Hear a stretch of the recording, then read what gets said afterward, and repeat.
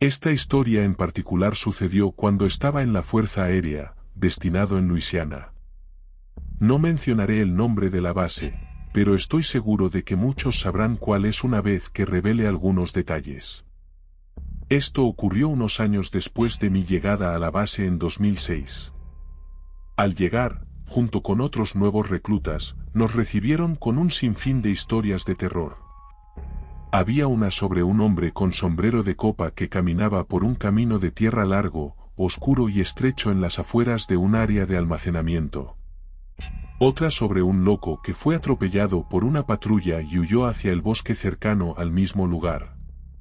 Pero mi historia se relaciona con una diferente que me contaron.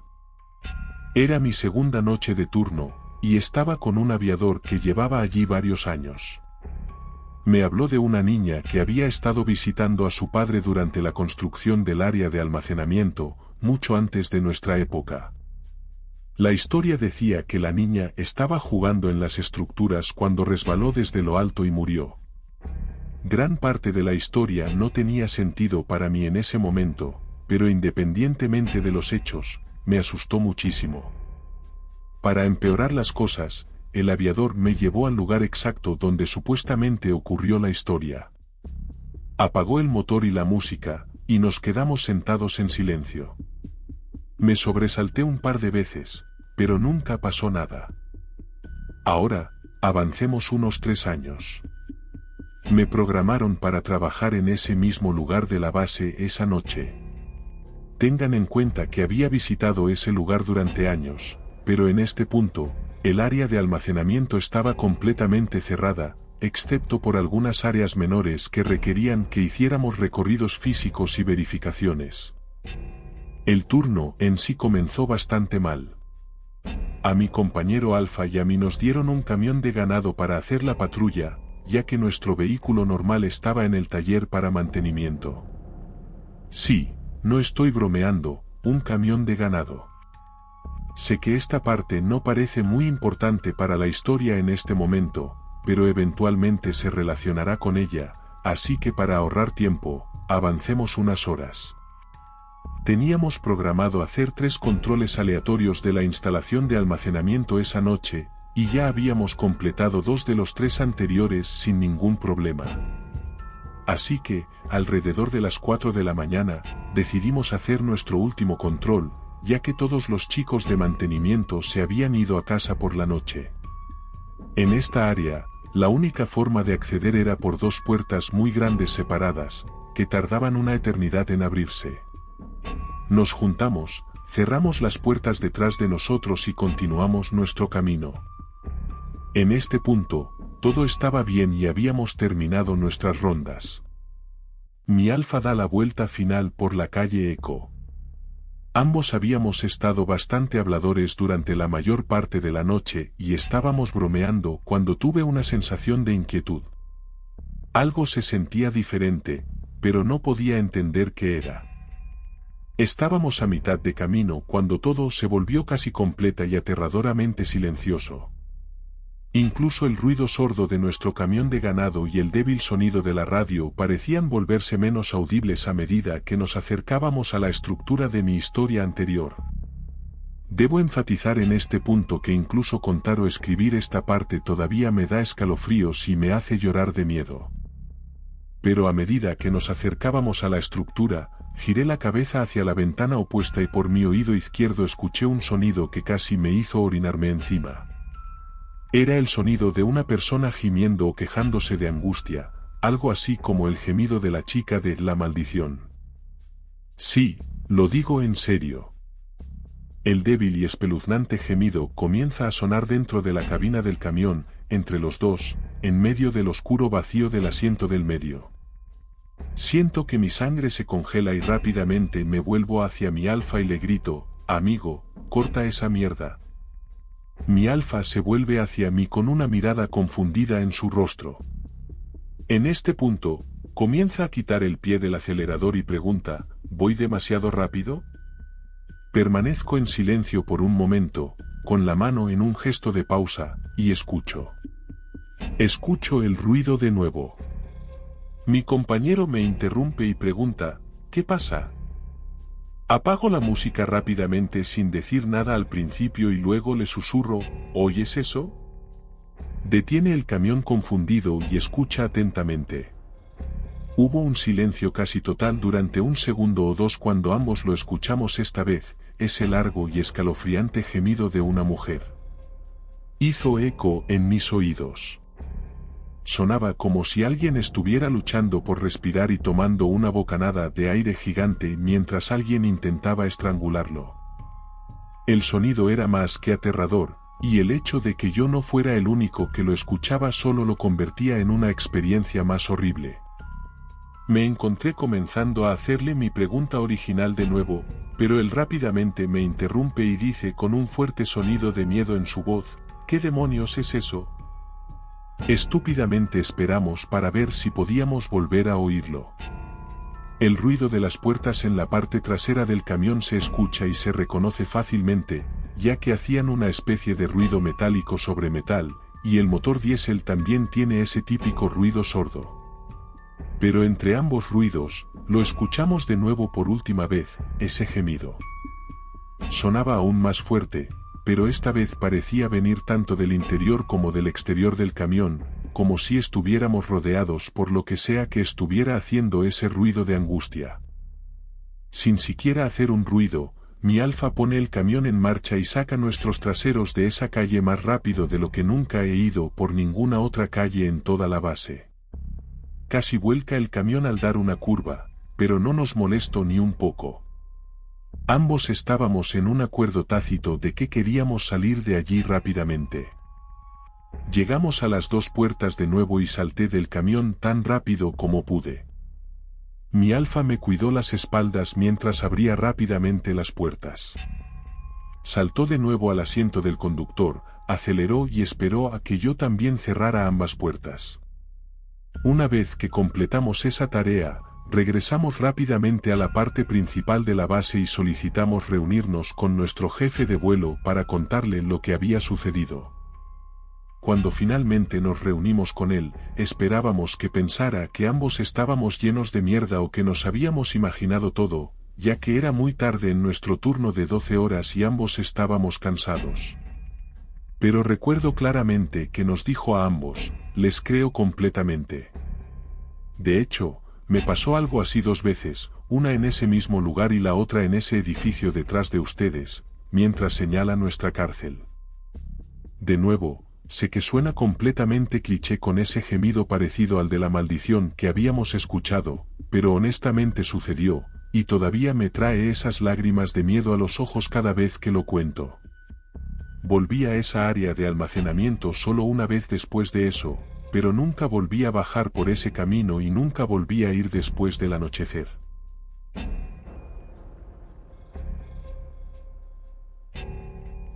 No he contado mi historia a mucha gente, excepto a mi esposa y algunos amigos cercanos. Sucedió mientras estaba destinado en el ejército como operador de radio durante la guerra de Vietnam, y no lo he olvidado hasta el día de hoy.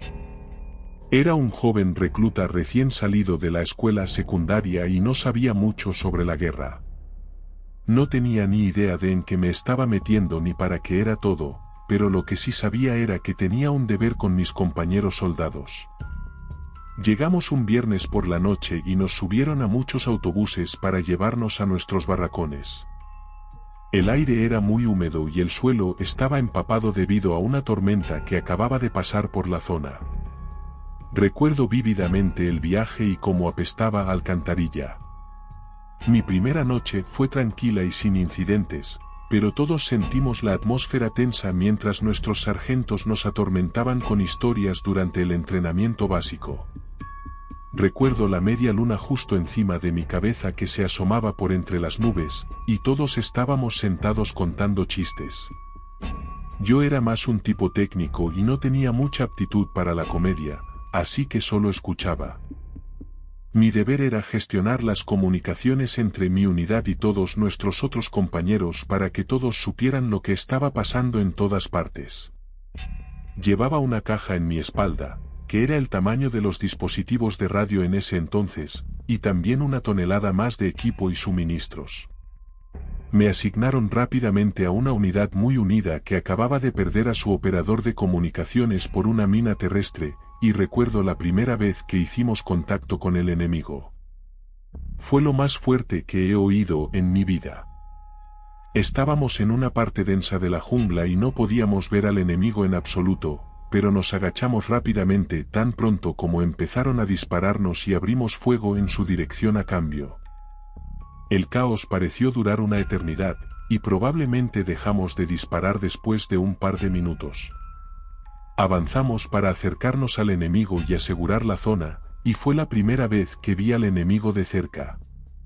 Ahí estaban, 3 soldados del Vietcong muertos, tendidos en un charco de su propia sangre.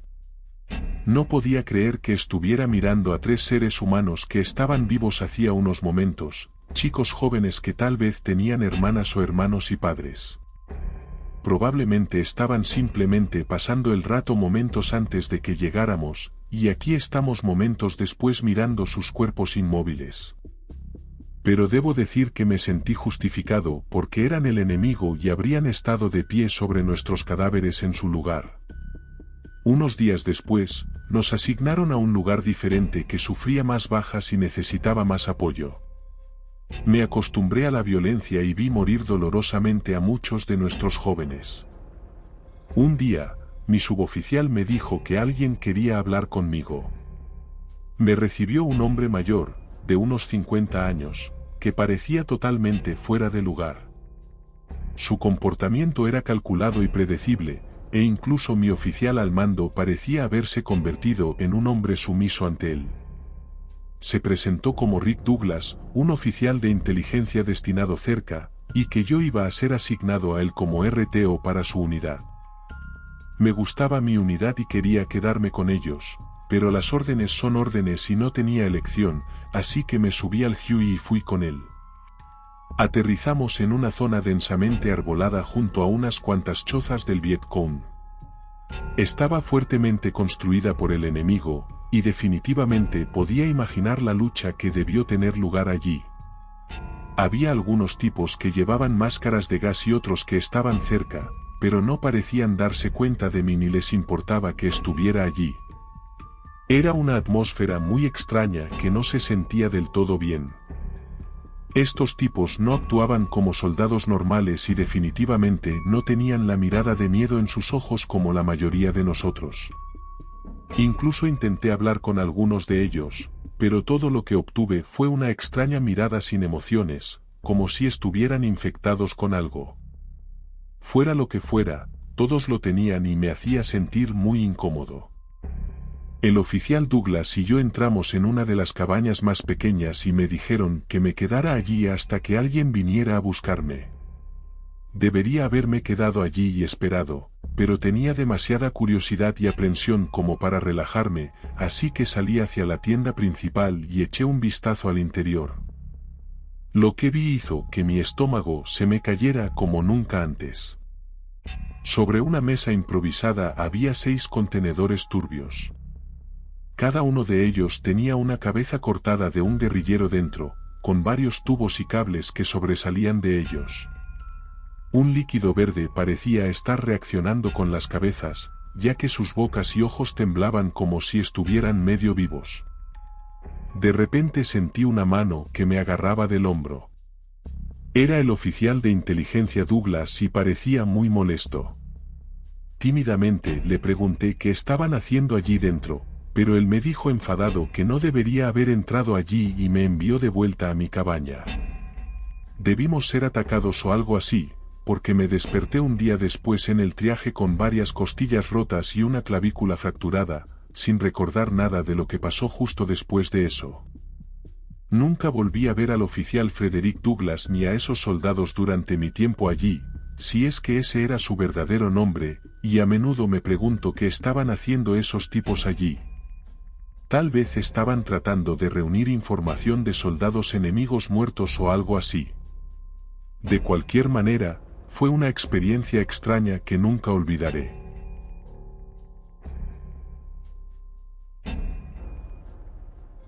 Se han cambiado todos los nombres y omitido las ubicaciones en esta historia.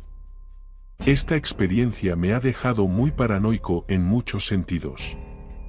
Era la madrugada, podía sentir el latido de mi corazón en mi pecho mientras nuestro vehículo blindado se desviaba del camino de grava, abriéndose paso a través de la densa maleza. Habían pasado semanas desde que la unidad Bravo se había silenciado, desapareciendo como una voluta de humo en un día ventoso. La llamada de auxilio había crepitado a través de nuestras comunicaciones antes, una señal inesperada de vida de nuestros camaradas desaparecidos hace tiempo. Pero lo que me atormentaba más que su repentina reaparición era el contenido de su mensaje, una secuencia críptica de números que se repetía sin cesar. «Sargento Davis, ¿estás seguro de que este es el lugar?», pregunté por encima del siseo estático de la radio, cortando el silencio que se había instalado sobre nuestro escuadrón. «Eso es lo que confirmó el comando». «Prepárense», respondió Davis mientras nuestro vehículo se detenía. La densa niebla parecía empeorar a medida que desembarcábamos en lo desconocido. El silencio de la base abandonada se volvía cada vez más inquietante. Los edificios se erguían como cáscaras vacías con ventanas rotas y puertas entreabiertas. Un pueblo vivo hace apenas unas semanas, ahora solo un pueblo fantasma. Davis nos ordenó en un susurro que nos mantuviéramos alerta mientras avanzábamos, nuestras botas crujiendo sobre vidrios rotos y escombros. Las señales de una lucha estaban por todas partes, muebles volcados, trapos ensangrentados y municiones esparcidas cubrían el suelo, pintando una imagen del caos que había tenido lugar aquí recientemente. La base, una vez un bullicioso centro de actividad militar, ahora estaba inquietantemente silenciosa, excepto por nuestras propias respiraciones superficiales y el distante eco de los números que se transmitían. A medida que nos acercábamos al centro de mando, la transmisión se hacía más fuerte, un canto constante que parecía penetrar en mi mente, su significado tan esquivo como las sombras en la niebla que nos rodeaba. Al entrar en el centro de mando, lo encontramos abandonado, el aire viciado, y la única luz proveniente de las consolas parpadeantes. Los altavoces de la radio, crepitando con estática, repetían la secuencia una y otra vez en una voz monótona: 5824758824. «¿Qué significa?», susurró la cabo Lee. Vi que sus ojos estaban muy abiertos mientras escaneaba la habitación. «El comandante Haskins podría haberlo sabido», dijo Davis. El comandante Haskins era el nombre del líder de la unidad que había desaparecido junto con su equipo. Continuamos nuestra búsqueda a través de la base desolada, esperando encontrar una pista, un sobreviviente, cualquier cosa. Pero fue el laboratorio lo que lo cambió todo. La puerta estaba entreabierta, colgando de sus bisagras como si la hubieran forzado para abrirla. En el interior, el aire estaba denso con el olor a descomposición y productos químicos. Viales rotos y equipos volcados eran signos de una actividad interrumpida abruptamente. Y entonces los vimos. Los cuerpos, miembros de la unidad Bravo o lo que quedaba de ellos, estaban esparcidos por el suelo, sus rostros contorsionados en expresiones de terror. Fue una masacre, pero la causa no estaba clara. Sin heridas de bala, sin signos de lucha en sus restos. Y entonces Lee señaló hacia un rincón de la habitación. Allí, en medio de la pila de notas de investigación y experimentos abandonados apresuradamente, yacía el cuerpo del comandante Haskins. Agarrado en una mano rígida y sin vida había un bloc de notas. Los números 58.247 estaban garabateados en él con letra temblorosa, seguidos de una sola frase escalofriante: «Vienen por nosotros». La revelación nos golpeó como un golpe físico, las implicaciones de sus palabras se convirtieron en 1.000.000 de preguntas sin respuesta. ¿Quién venía por ellos? ¿Era esta llamada de auxilio no un faro de esperanza sino una advertencia? Fue entonces cuando la realidad de nuestra situación descendió sobre nosotros. El aislamiento, el silencio inquietante roto solo por esa implacable cadena de números. No éramos los rescatadores, éramos las próximas víctimas. El pánico se apoderó de nosotros cuando la base pareció cerrarse sobre nosotros. La niebla exterior se sentía como si se estuviera espesando. Nuestra única opción era huir. Corrimos, tropezando a través de la niebla, guiados por la luz distante de nuestro vehículo. Los números continuaban resonando en mi mente, un canto que parecía seguirnos, susurrando a través de la niebla. Justo cuando el vehículo apareció a la vista, una sombra emergió de la niebla. Un escalofrío más frío que la muerte misma se apoderó de mi columna vertebral cuando el extraño hombre envuelto en sombras se movió hacia nosotros. «Tenemos que irnos ahora», el grito de Davis me devolvió a la realidad, la urgencia en su voz reflejaba un miedo primordial dentro de mí. Nuestro entrenamiento nos había preparado para muchos tipos diferentes de enemigos, pero no teníamos idea de con qué estábamos lidiando aquí. Nos subimos al vehículo, las manos de Lee temblaban mientras manejaba las comunicaciones con obvio miedo y temblor en su voz. «Esta es la unidad Alfa llamando al comando. Mayday, Mayday, necesitamos extracción inmediata de la zona Bravo. ¿Me copian?» Por la radio crepitaron los números, interrumpiendo su súplica de ayuda. 58247. No podía deshacerme de la sensación de que esos números tenían algún tipo de significado para lo que nos habíamos topado. A medida que la base se desvanecía en la distancia, tragada por la niebla, también lo hacía la persona que emergió de las sombras de la niebla. Sin embargo, el terror que inspiró permaneció mientras corríamos hacia un futuro incierto. Davis rompió el silencio y dijo, «No podemos dejar que esto termine aquí. Necesitamos averiguar qué significan esos números y qué le sucedió a la unidad Bravo». Yo también quería saber esas cosas. Sentí que se lo debíamos, pensando en los cuerpos retorcidos y sin vida que habíamos dejado atrás. Cuando la primera luz del amanecer comenzó a atravesar la oscuridad, sentí una sombría determinación apoderarse de mí. Habíamos sobrevivido a la noche, pero la verdadera batalla se sentía como si acabara de comenzar. Armados con nada más que una cadena de números y los recuerdos inquietantes de lo que habíamos presenciado, el misterio de esos números y los horrores de lo que podría haberle sucedido a la unidad Bravo siguen siendo un misterio y permanece conmigo, atormentándome. Estoy seguro de que permanece con todos los de mi unidad. Los horrores en esa base fueron solo un capítulo en una historia mucho mayor y más aterradora de lo que cualquiera de nosotros podría haber imaginado. Gracias por ver el vídeo. Si te ha gustado, apóyanos con tu like, suscríbete si no lo estás y activa la campanita para recibir notificaciones de los próximos vídeos. Gracias.